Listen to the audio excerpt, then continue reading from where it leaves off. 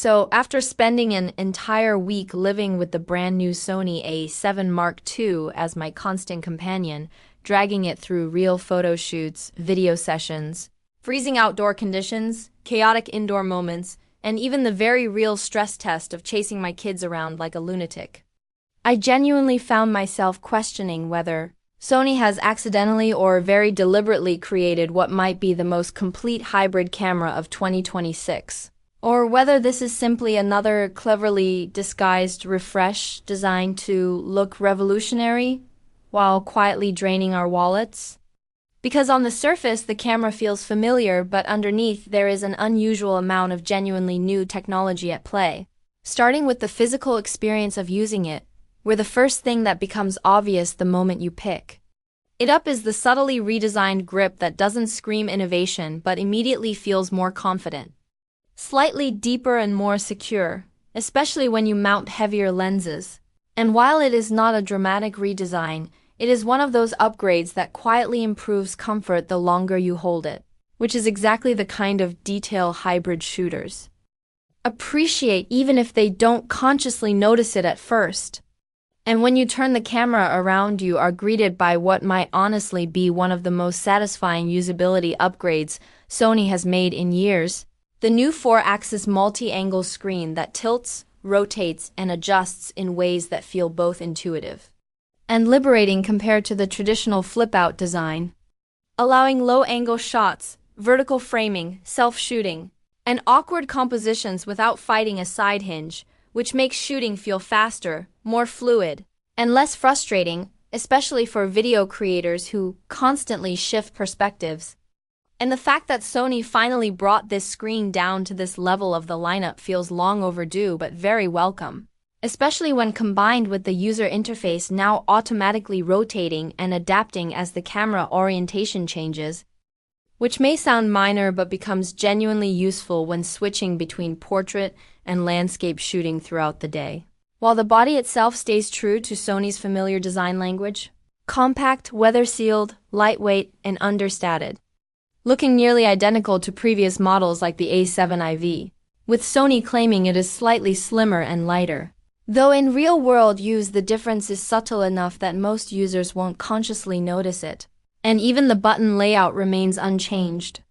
which may disappoint those hoping for new dedicated controls, but also means there is essentially zero learning curve for anyone coming from earlier A7 bodies. And while some might criticize Sony for playing it safe here, there is something reassuring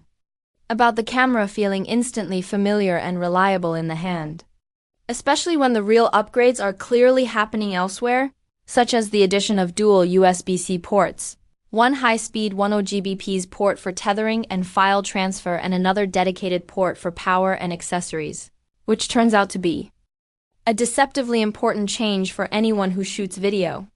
runs a gimbal, live streams, or powers external accessories, because it finally allows simultaneous charging and data transfer without awkward workarounds. Even though casual shooters may never take advantage of it, and Sony has even gone so far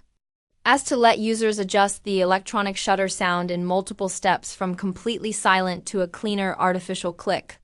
a feature that feels unnecessary to some but potentially useful in specific environments like events or quiet indoor shoots. And while all of these refinements are nice, none of them would matter if Sony hadn't made serious changes under the hood, which is exactly where this camera transitions from being a polite update into something far more ambitious. Because at its core, the A7 Mark II introduces an entirely new partially stacked 33-megapixel sensor paired with the next-generation Bian's XR2 processor, a combination that fundamentally changes the camera's responsiveness, readout speed, and overall performance, dramatically reducing rolling shutter compared to previous models and enabling the headline feature that defines this camera: blackout-free 30 frames per second continuous shooting, a level of speed previously reserved for Sony's absolute flagship models like the A1 Mark II. And seeing that capability trickle down into the A7 line feels almost unreal, especially for photographers who rely on capturing fleeting moments. And Sony didn't stop there, because the camera now includes pre-capture shooting, meaning it buffers images before the shutter is fully pressed and saves frames from moments before the actual click, which effectively eliminates missed shots caused by human reaction time, allowing photographers to capture unpredictable action like birds taking flight, athletes exploding into motion, or children spontaneously doing something unhinged. And when you combine pre-capture with 30 frames per second shooting, it becomes genuinely difficult to miss critical moments, making this camera incredibly compelling for wildlife, sports, and action shooters, even though landscape and studio photographers may rarely use this capability. But speed alone would be meaningless without reliable focus, and Sony has clearly leaned hard into artificial intelligence here with a dedicated AI processing unit that recognizes humans,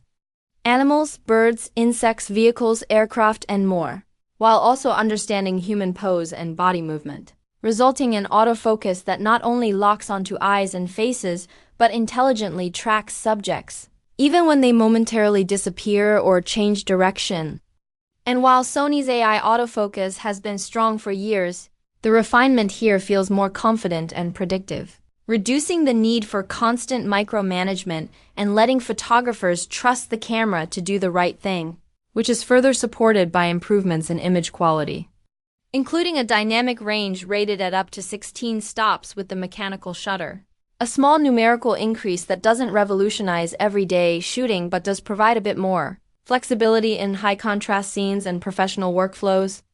especially when recovering highlights and shadows in post, alongside impressive low-light performance that reaches extreme ISO levels most people will never use but nonetheless benefits real-world shooting by keeping noise lower at practical ISO settings.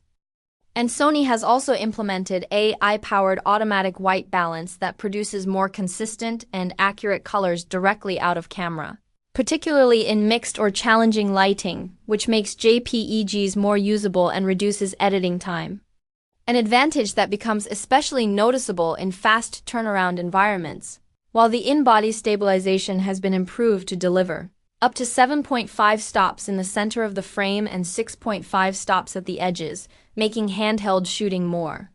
forgiving and allowing slower shutter speeds and smoother video footage without additional stabilization.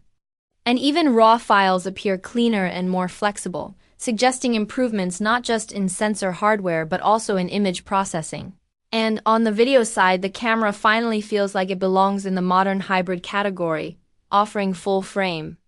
4K at 60 frames per second and 4K at 120 frames per second in a PSC, along with 10-bit 4 to 222 internal recording, S-Log3, S-Silicone, custom LUT support, and an upgraded internal microphone with built-in noise reduction, wind filtering, and background noise suppression, even though serious creators will still rely on external audio gear. And while specs look impressive on paper, the real-world performance is where this camera truly shines, because in daily use it feels faster, more responsive, and more confident than past A7 models without forcing the user to change how they shoot. And even in cold conditions, the camera performed reliably without issues, reinforcing its durability. And while the jump from 15 to 16 stops of dynamic range may not blow anyone away, the overall shooting experience feels refined and dependable, with excellent highlight retention even when filming directly into the sun using standard picture profiles. And although features like blackout-free 30 fps shooting may be irrelevant for slower-paced photographers, their presence adds to the feeling that this machine has serious performance headroom. And yet the camera is not without flaws, because despite improvements, rolling shutter is still not eliminated. 4K 120 in full frame remains out of reach, and screen and viewfinder resolution could be higher. But these shortcomings feel more like compromises than failures, especially when considering pricing expectations rumored to be higher than the A7 IV yet far below true flagship territory, making the value proposition heavily dependent on how much you personally benefit from its speed, autofocus, and hybrid capabilities. And ultimately, this camera feels like it exists to serve creators who need one tool to do nearly everything well without stepping into extreme flagship pricing, making it ideal for hybrid shooters, content creators, wildlife photographers, parents documenting fast-moving family life, and professionals who want reliability, speed, and modern features in a familiar body. Because while the camera itself won't magically make anyone a better photographer, it removes technical barriers, misses fewer moments, adapts to more situations, and quietly delivers a level of performance that feels far more expensive than it actually is, positioning the Sony A7 Mark II as one of the most compelling balance points between power, usability, and value Sony has produced in years.